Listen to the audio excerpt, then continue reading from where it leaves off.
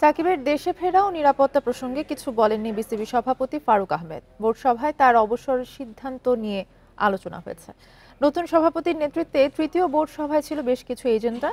BPL নিয়ে সিদ্ধান্ত হয়েছে। টুর্নামেন্ট শুরু হবে ২৭ ডিসেম্বর, প্লেয়ার্স ড্রাফট ১৪ অক্টোবর।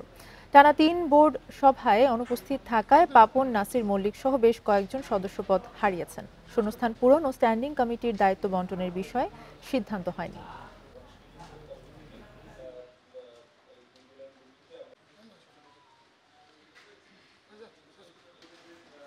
তার ডিসিশন নিতে হবে। এটা আসলে আমরা এটাতে তেমন পার্ট হতে পারবো না। আসলে এটা আমি এই মুহূর্তে আমরা কিছু বলতে পারবো না। বোর্ড থেকে আমরা কি করতে পারি, আমরা ড্রাফট করতে যাচ্ছি 14 তারিখে, 14th of October।